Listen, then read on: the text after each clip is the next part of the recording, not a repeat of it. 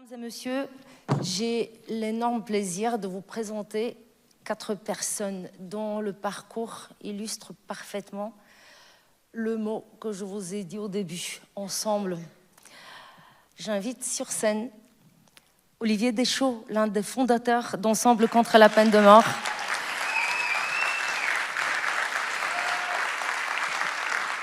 Et 3 des administrateurs qui sont restés plus de 20 ans au conseil d'administration. S'il vous plaît, des applaudissements pour Véronique Marie, Emmanuel Audard, Emmanuel Mestre. Merci.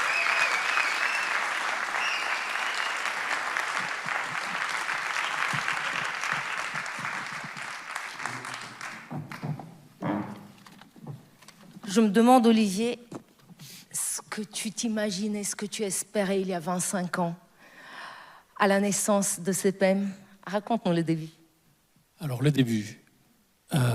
J'ai rencontré Michel Taube, qui faisait un stage dans une maison d'édition où je travaillais.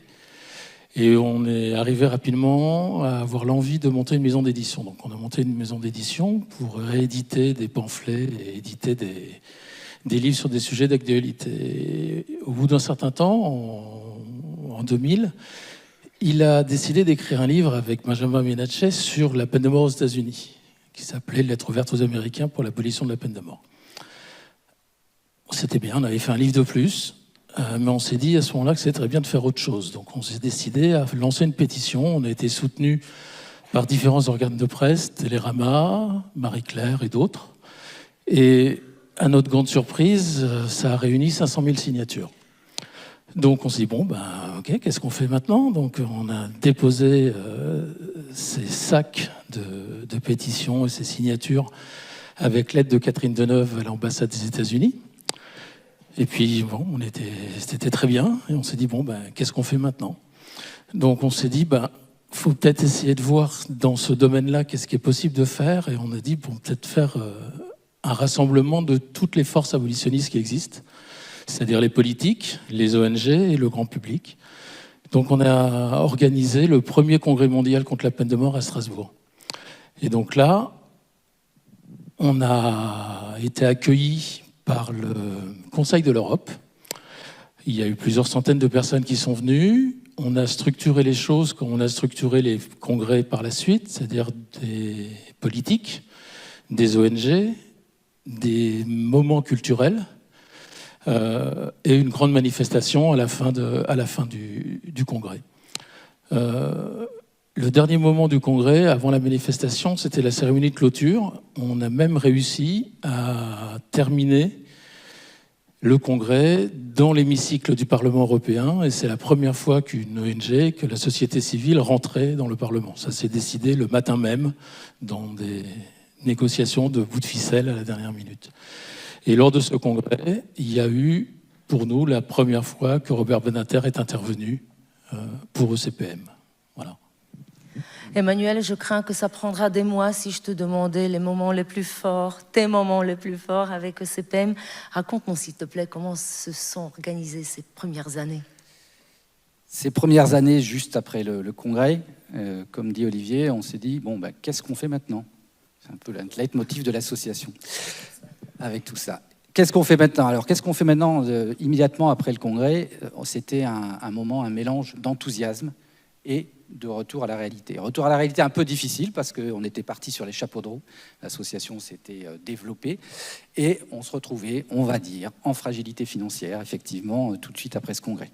Il a fallu alors prendre une mesure très difficile qui était d'abandonner nos fastueux locaux versaillais, plutôt parisien, de rue de Vatigny, de 100 mètres carrés. Je me souviens quand je suis arrivé dans ces locaux, c'est la première fois que je suis allé à CPM, c'était des grands couloirs avec plein de matériel de militants, plein de banderoles, d'affiches, et c'était une véritable ruche.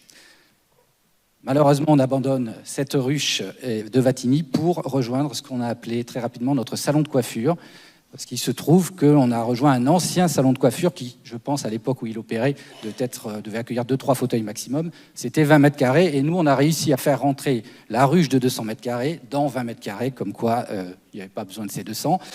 On était 5-6 postes, et puis on avait avec nous la photocopieuse et le fax, qui est un outil indispensable. Et de là, on a pu lancer des actions qui aujourd'hui existent encore. Nos actions auprès du grand public, avec la fête de l'UMA, avec la Gay Pride, mais aussi le 2e Congrès mondial contre la peine de mort de Montréal, le 3e de Paris et le secrétariat exécutif de la Coalition mondiale contre la peine de mort. En parallèle à tout ça, ce qui a vraiment structuré l'association, ça a été la mise en place d'un nouveau conseil d'administration consolidé. Et je vous laisse avec Véronique pour ce cliffhanger de suspense.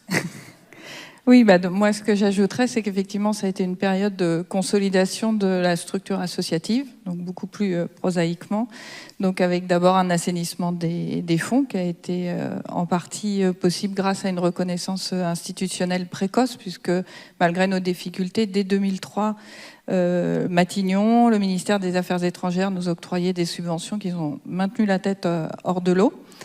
Et puis aussi une période de structuration, comme disait Emmanuel, puisqu'il y a eu la constitution à partir de 2004 d'un conseil d'administration avec des bénévoles très engagés et qui ont vraiment tous travaillé à ce que l'association devienne une structure solide.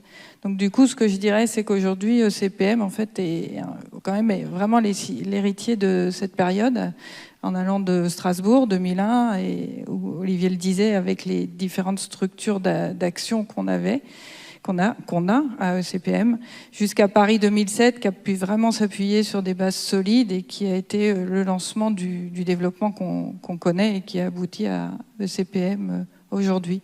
Mais pour dire comme Emmanuel, il ne faut jamais oublier quand même que c'est parti d'un 20 mètres carrés sans toilette.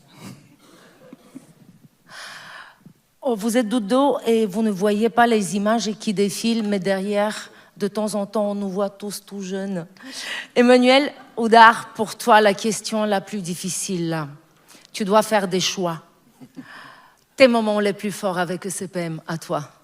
Alors, un moment marquant, en tout cas pour moi, un des principaux, c'est ma première participation au premier conseil d'administration. À l'époque, on était hébergé par un cabinet d'avocats, celui de M. Éric Bernard. Dans la salle de réunion, autour de la table, il y avait des avocats, un étudiant, une fonctionnaire de la Commission européenne, un journaliste, un graphiste, une chercheuse en pharmacie, et moi qui dirigeais une petite entreprise de communication événementielle.